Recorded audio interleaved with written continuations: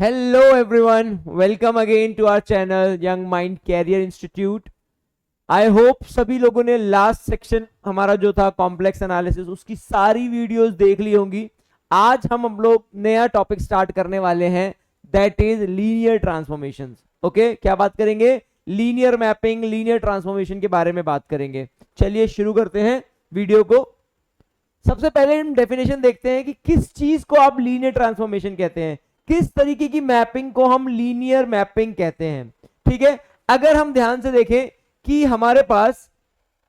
अगर हमारे पास एक मैपिंग है टी वी टू डब्ल्यू, जहां पे वी और डब्ल्यू दो क्या है? Vector space. क्या होता है वेक्टर स्पेस?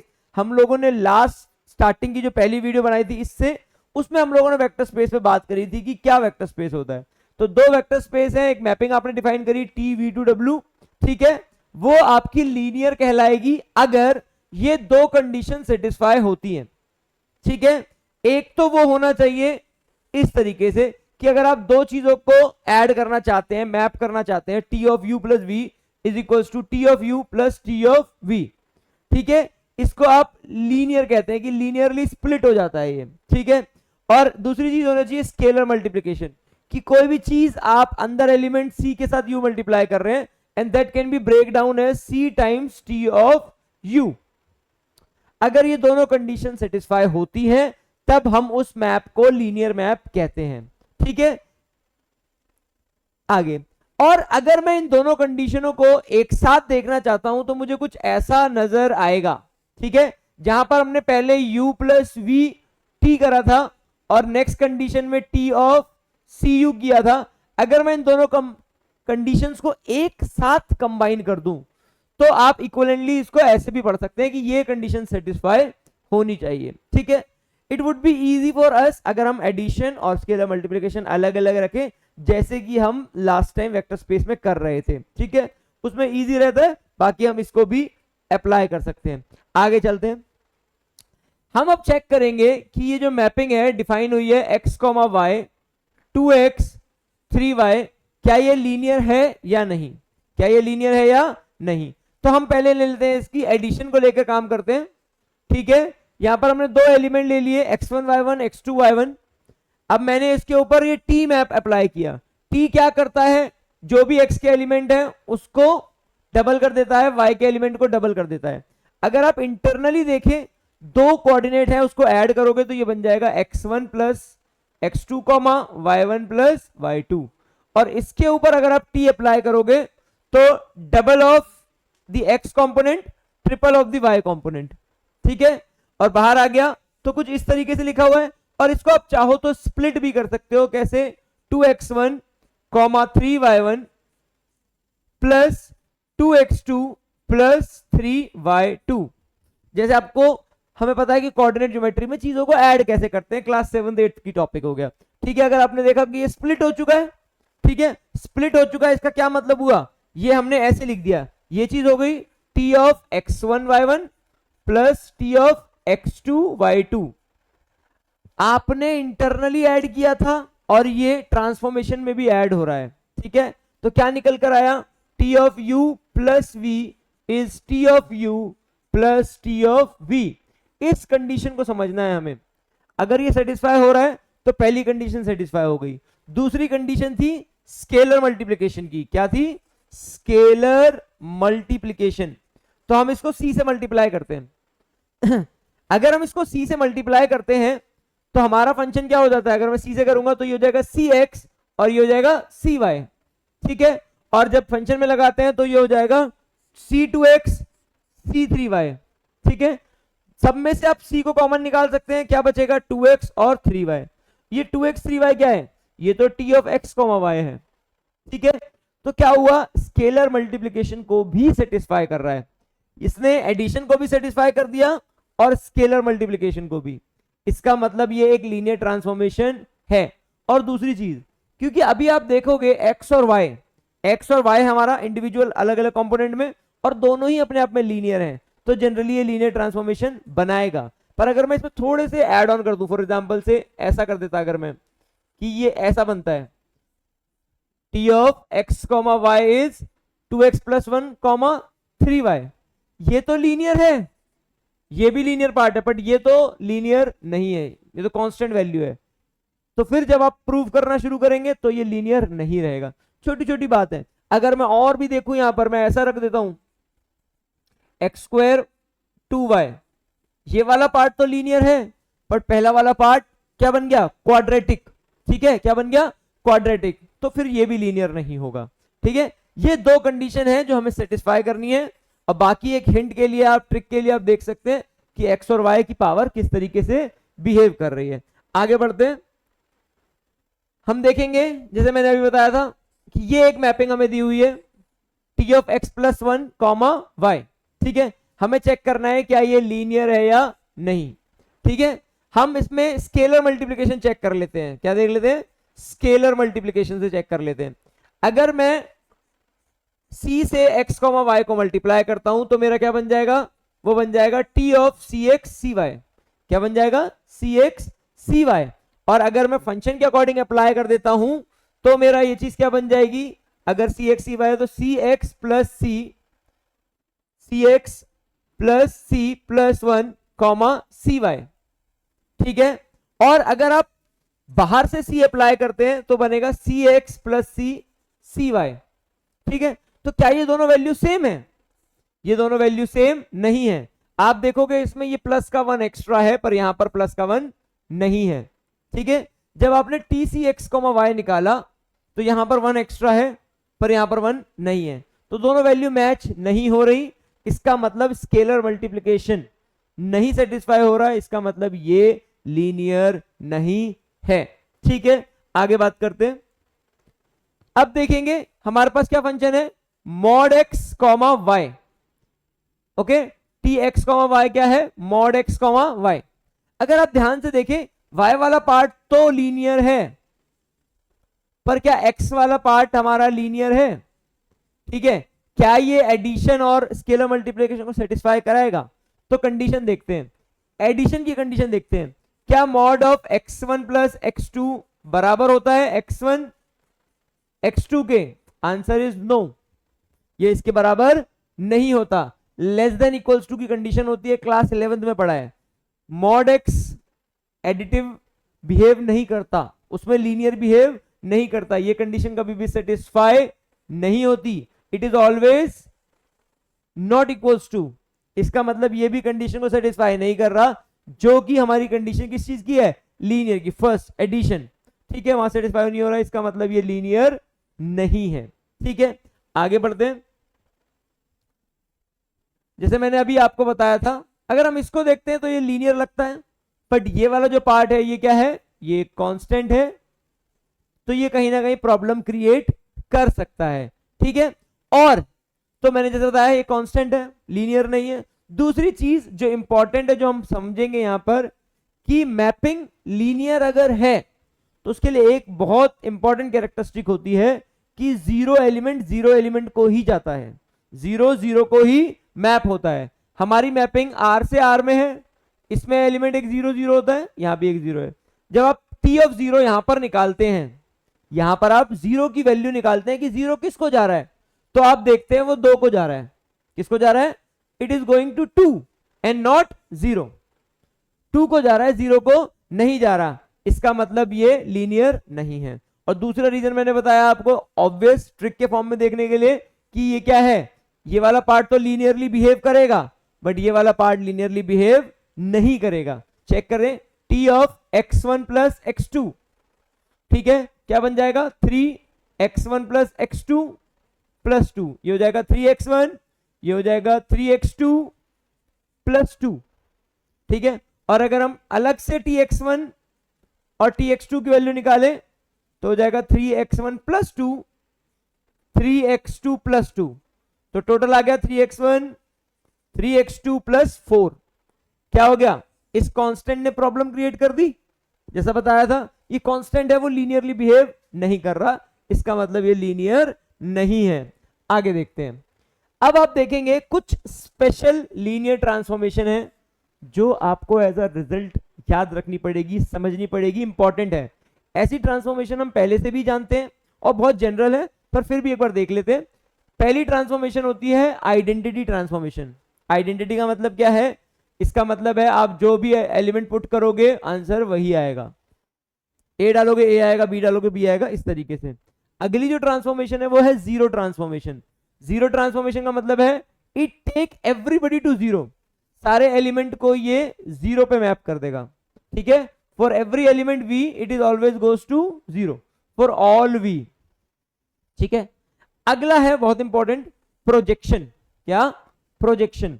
प्रोजेक्शन का क्या है, जैसे मेरा ये 3D है, ठीक है, X Y Z, I am projecting that particular position in 3D on 2D, like मैंने इसको एक्स वाई प्लेन पे प्रोजेक्ट कर दिया, ओके, प्रोजेक्शन उसकी देखी है। तो जब भी आप प्रोजेक्शन करते हैं तो जिस, फॉर एग्जांपल हम एक्स वाई पे प्रोजेक्ट कर रहे हैं तो जेड पार्ट क्या हो जाता है, जीरो हो जाता है। अगर मैं एक्स जेड पे प्रोजेक्ट करता तो हो जाता है ये जेड पार्ट जीरो हो जाता, ठीक है। बेसिक चीजें पर नाम याद रखना, चीजें याद रखनी है। Next is very very very important, that is rotation.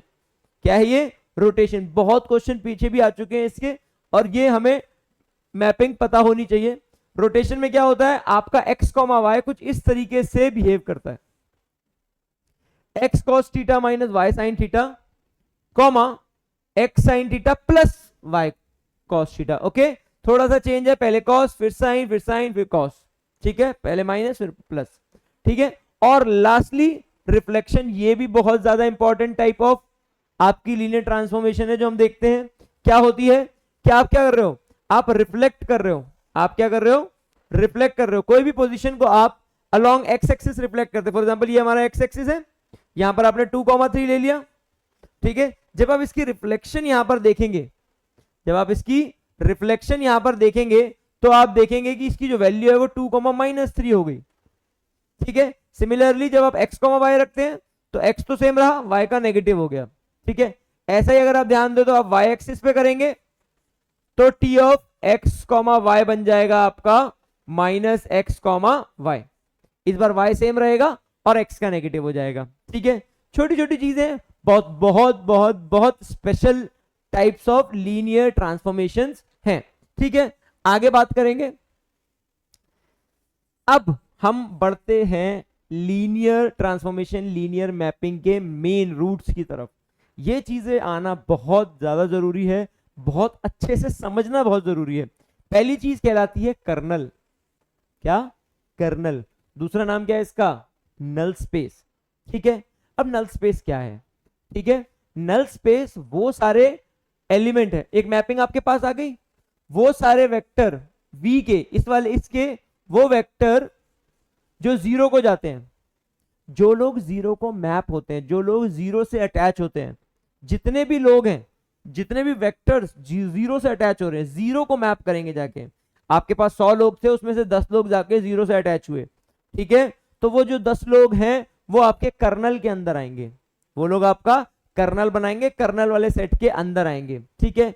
तो ये तो डेफिनेशन हो गई, ठीक है। लास्ट टाइम की तरह क्या ये सबस्पेस होगा? Yes, always a subspace. Direct question बन सकता है कि क्या कर्नल हमेशा सबस्पेस होता है? Answer is yes. अगर आप सारे के सारे वेक्टर्स को गिन लेते हैं कि कितने 10 लोग थे, तो वो जो 10 है वो आपकी नलिटी कहलाएगा। क्या कहलाएगा? नलिटी कहलाएगा, ठीक है। Number of element mapping to zero, number of element mapping to zero is called nullity, ठीक है। अब ये रिजल्ट बहुत ज्यादा इंपॉर्टेंट है, आपका मॉडर्न अलजेब्रा और हम लीनियर अलजेब्रा के अंदर भी बहुत बार यूज करते हैं। अगर कर्नल में सिर्फ एक ही एलिमेंट है जो कि जीरो है, एक ही एलिमेंट है जीरो को मैप हो रहा है, वो है जीरो, जीरो ही जीरो को मैप होता है, ठीक है। तो ऐसे केस में इसको आप, आपकी जो मैपिंग है, आपकी जो मैपिंग है वो इंजेक्टिव कहलाएगी। इंजेक्टिव का दूसरा नाम क्या होता है? 1 to 1, 1 to 1, एक एलिमेंट एक को ही जा रहा है, जीरो जीरो को जा रहा है, बाकी rest of the element will also go to different, okay.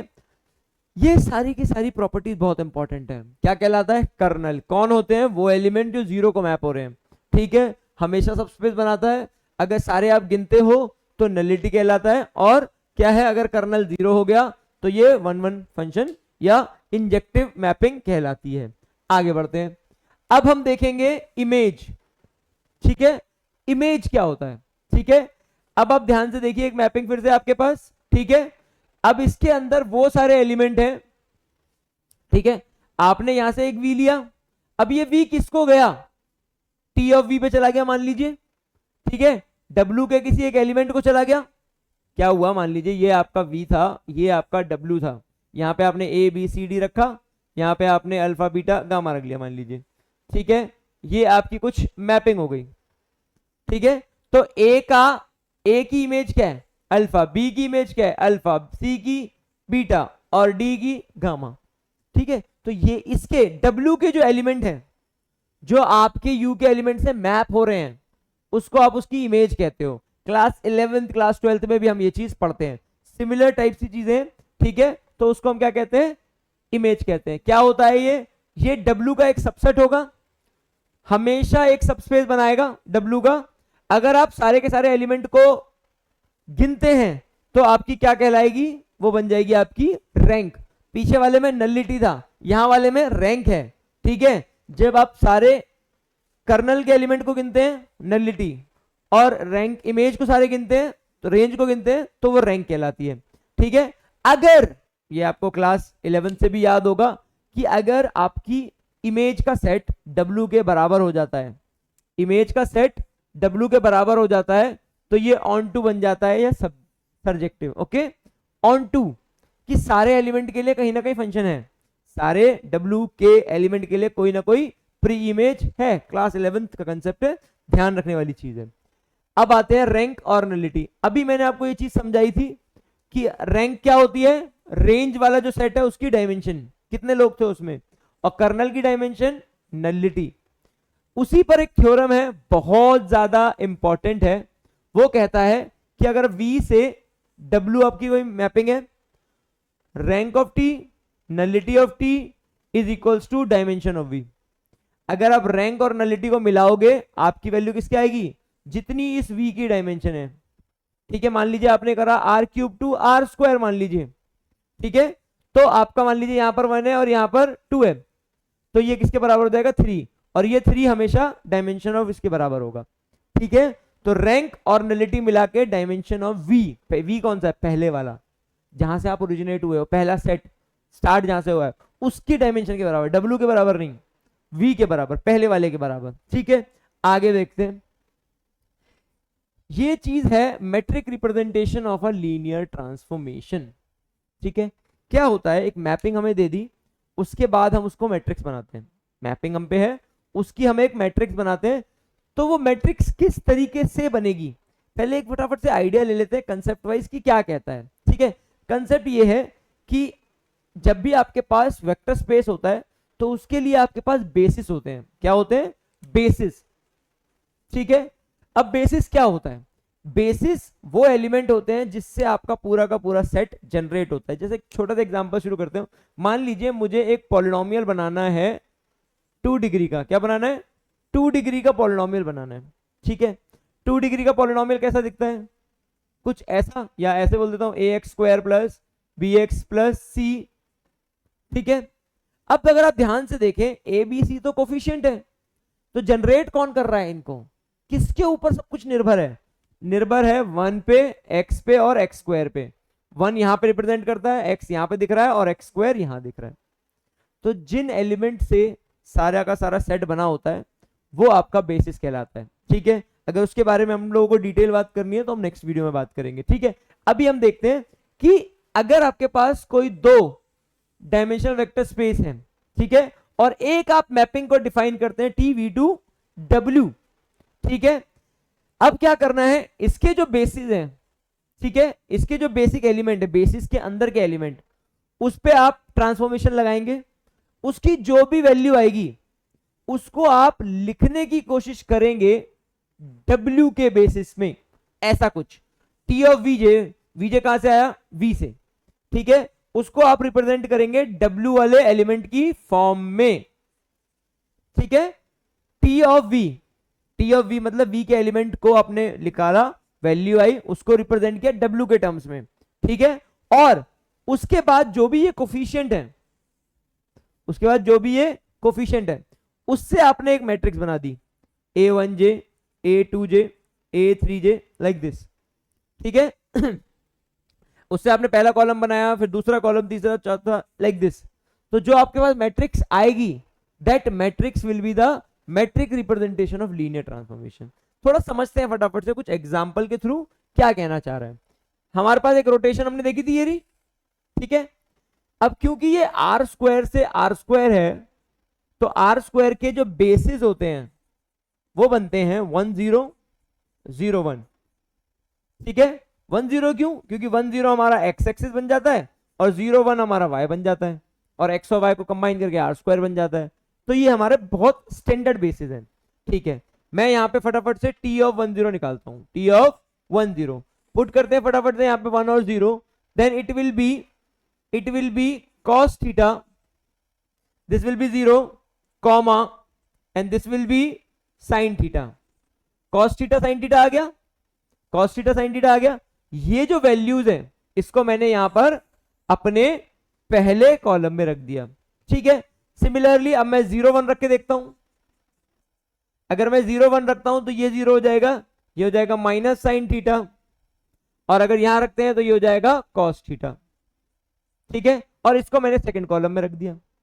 तो ये जो मैट्रिक्स निकल कर आई है ये मेरी मैट्रिक्स रिप्रेजेंटेशन हो गई, किसकी? रोटेशन की। इसका मतलब अगर मुझे रोटेशन करना है या तो मैं ये मैपिंग इस्तेमाल कर लूं, या तो ये मैं ट्रांसफॉर्मेशन के लिए जो मैट्रिक्स आई है, मैट्रिक्स जो आई है, मैं इसको भी इस्तेमाल कर सकता हूं, तब भी मेरा वही आंसर आएगा, ठीक है। आगे एक और एग्जांपल देख लेते हैं। डिफरेंशिएशन करना है, क्या करना है? डिफरेंशिएशन पॉलिनोमियल्स का, डिग्री 2 या 2 से छोटी, 2 या 2 से छोटी अगर की बात है तो उसका जो बेसिस होगा वो ये होगा, अभी मैंने समझाया था, ठीक है। क्योंकि डिग्री 2 कैसा दिखता है, ठीक है, कुछ ऐसा दिखता है। तो अब मैं 1 का डेरिवेटिव अगर करता हूं तो 0 आएगा, और 0 को लिखने का तरीका क्या होगा? 0 into 1 plus 0 into x plus 0 into x square. तो सारी कोफिशिएंट क्या आ रहे हैं? 0, तो पहला 0। अब अगर आप x का डेरिवेटिव करते हो तो 1 आ गया, और 1 को लिखने का तरीका क्या है? 1 into 1 plus 0 into x plus 0 into x square. तो 1 की जगह ये आ गया, बाकी सारे 0 आ रहे हैं, ठीक है। अगर आप इसको देखते हैं, इसका डेरिवेटिव कितना होता है? 2x, तो ये बनेगा 0 into 1 2 into x plus 0 into x square. तो आपका ये कॉलम आ गया, ठीक है। तो ये जो मैट्रिक्स है ये आपकी इसी ट्रांसफॉर्मेशन के लिए जो यहाँ पे डिफाइन किया हुआ है लीनियर ट्रांसफॉर्मेशन, उसी के लिए आपकी मैट्रिक्स जनरेट हो गई है, ठीक है। दोबारा से देखिए करा क्या है, बेसिस को लिया, बेसिस पे वैल्यू निकाली और उन वैल्यूज को उसी बेसिस के फॉर्म में रिप्रेजेंट कर दिया है, ठीक है। और जो भी कोफिशिएंट आए हैं, जो भी कोफिशिएंट आए हैं वो सारे के सारे हमने कॉलम 1, कॉलम 2 और कॉलम 3 में लिख दिया है। तो जो मैट्रिक्स है वो हमारे सामने है, ठीक है। आगे चलते हैं, कुछ क्वेश्चंस है फटाफट से करेंगे। डायमेंशन कितनी है वी की? 5 है, रैंक 2 है, इमेज की डायमेंशन निकालनी है। इमेज की डायमेंशन का मतलब होता है हमें इसमें रैंक निकालनी है, ठीक है। तो क्या होता है? रैंक प्लस कर्नल, जो कि नलिटी हम बोलते हैं इसको, rank plus nullity is dimension of V. तो ये 2 है, सॉरी ये 2 है, ये हम ढूंढ रहे हैं, और टोटल 5 है। तो x की वैल्यू कितनी हो जाएगी? 3। इसका मतलब इसकी डायमेंशन कितनी हो जाएगी? 3। तो आंसर क्या हो गया? 3। आगे देखते हैं, अगर एक ट्रांसफॉर्मेशन है जिसकी रैंक 0 है, जिसकी रैंक 0 है, और इसका मतलब rank plus nullity is equals to dimension of V. अब रैंक तो 0 कर दी, इसका मतलब dimension of kernel is equals to dimension of V, मतलब नलिटी को डायमेंशन ऑफ कर्नल बोलते हैं, राइट। तो कर्नल की जो डायमेंशन है वो सारे के सारे एलिमेंट वी के बराबर है। इसका ये मतलब हुआ कि सारे के सारे एलिमेंट 0 को जा रहे हैं, सारे के सारे एलिमेंट 0 को जा रहे हैं। इमेज में सिर्फ कौन है? यहाँ पे जब हम कह रहे हैं ना रैंक 0 है, रैंक 0 का मतलब क्या है? कि उसकी जो इमेज है, उसकी जो इमेज है वो सिर्फ एक ही एलिमेंट पे जा रही है, 0। सारा का सारा सेट उठ के, सारा का सारा सेट उठ के 0 को ही जा रहा है, ठीक है। तो ये क्या कहलाएगा? Zero transformation. जीरो ट्रांसफॉर्मेशन मतलब when every element is transformed to 0। नीचे हम लोगों ने मैपिंग भी पढ़ी थी, वहां पर भी था ये। तो ये क्या कहता है? इसका आंसर हो गया बी। आगे देखते हैं, यहां पर हमें बताना है कि डायमेंशन बतानी है, ठीक है। आर हमें डिफाइंड है यहां पे ऐसे करके, और डायमेंशन किसकी बतानी है, हमें रैंक की बतानी है। ठीक है, जब भी आपसे रैंक की डायमेंशन पूछी जाएगी आप नलिटी से शुरू करेंगे। ठीक है, कैसे शुरू करेंगे, नलिटी का मतलब क्या होता है, कौन से लोग जीरो को जा रहे हैं। अगर ये पूरा का पूरा T X Y Z zero को जा रहा है, इसका मतलब ये जीरो को जा रहा होगा, एक्स प्लस जेड भी जीरो जा रहा होगा, और एक्स प्लस वाई भी जीरो जा रहा होगा। अगर यहां से ध्यान दे तो वाई की वैल्यू माइनस जेड हो गई, ठीक है, एक्स की वैल्यू भी माइनस जेड हो गई, ठीक है, और यहां से अगर हम ध्यान दें तो एक्स की वैल्यू भी हो गई माइनस वाई। ठीक है, एक्स की वैल्यू क्या हो गई, माइनस वाई। पर अगर हम यहां पे ध्यान देते हैं, ठीक है, तो ये तो कह रहा है एक्स और वाई बराबर है, और यहां पे कह रहा है X equal to minus Y. इसका मतलब एक्स भी जीरो है, वाई भी जीरो है, और जेड भी जीरो है। एक्स भी जीरो है, वाई भी जीरो है, और जेड भी जीरो है। ठीक है, इसका मतलब नलिटी में सिर्फ जीरो जा रहा है। क्या जा रहा है, सिर्फ जीरो जा रहा है। तो इसका मतलब जो नलिटी है, कर्नल की जो रैंक है, मतलब कर्नल की जो डायमेंशन है वो आ जाएगी जीरो। इसका मतलब नलिटी कितनी आ गई, जीरो। तो रैंक कितनी आनी चाहिए, क्योंकि rank plus nullity is equals to 3 होना चाहिए। V की डायमेंशन, R3 की डायमेंशन 3 होती है, तो ये हो गया 0, ये होना चाहिए 3, तभी आएगा 3। तो इसका मतलब इसका आंसर कितना हो जाएगा, 3। अगर हम डायमेंशन किसकी निकाल रहे हैं, रैंक की। ठीक है, आगे देखते हैं। यहां पर हमारे पास एक मैपिंग है, हमें यहां पे फिर से रैंक की डायमेंशन के ऊपर बात करना चाह रहा है। ठीक है, रैंक का मतलब होता है रेंज वाले सेट की, और मैंने बताया था रैंक निकालनी है तो नलिटी पे चलेंगे, और नलिटी के लिए आपको पहले क्या करना पड़ेगा, कर्नल ढूंढना पड़ेगा। तो कर्नल के लिए क्या होगा, ये जीरो होना चाहिए, ये भी जीरो होना चाहिए। तो अगर आप ध्यान से देखें 2x equal to minus 3y, और यहां से भी आपको सेम चीज ही मिलती है। इसका मतलब x कितना हो गया, माइनस 3/2y। इसका मतलब मेरा जो कर्नल है, मेरे जो एलिमेंट सारे के सारे जीरो को मैप होना चाह रहे हैं, उनके बीच में ऐसा रिलेशन है कि x जो है वो -3/2y जैसा है। इसका मतलब x, y t tend to 0 if x, y look like this, ऐसा कि मेरा जो x की जगह -3/2। अब ये लोग किस पे डिपेंड करते हैं, डिपेंडेंस कितने पे है, सिर्फ y पे, सिर्फ only on y, only on y पे डिपेंडेंस है सारी की सारी, और कोई नहीं है। y पे डिपेंडेंस है, इसका मतलब क्या हुआ, कितने एलिमेंट पे डिपेंडेंस है, एक एलिमेंट पे डिपेंडेंस है। इसका मतलब इसकी जो आएगी नलिटी, जो आएगी वो कितनी आ गई, 1। Dimension of kernel, dimension of kernel कितनी आ गई, 1, क्योंकि सारा का सारा आप y से डिफाइन कर सकते हो। y अगर 2 है, y अगर 2 है तो x -3 हो जाएगा। ठीक है, y अगर 2 है तो x -3 आ जाएगा, y 0 है तो x 0 हो जाएगा, y 4 है तो वो -6 हो जाएगा। सारा का सारा y पे डिपेंड करता है, एक एलिमेंट पे डिपेंड करता है। तो यहां से नलिटी कितनी आ जाएगी, 1। और हमने पढ़ा है rank plus nullity is equals to this. तो ये कितना आ गया, ये तो 1 है, 2 - 1 इज 1। तो हमारा आंसर कितना आ गया, ये। ठीक है, तो हमने इस वीडियो में सारी की सारी चीजें देखी, रैंक नलिटी थ्योरम देखी, टाइप्स ऑफ स्पेशल मैपिंग देखी, कर्नल देखा। ठीक है, कर्नल क्या होता है, रैंक क्या होती है, इमेज क्या होता है, इसी से रिलेटेड नेक्स्ट वीडियो में हम लोग क्वेश्चंस करेंगे। ठीक है, आज के लिए इतना ही। Thank you for watching.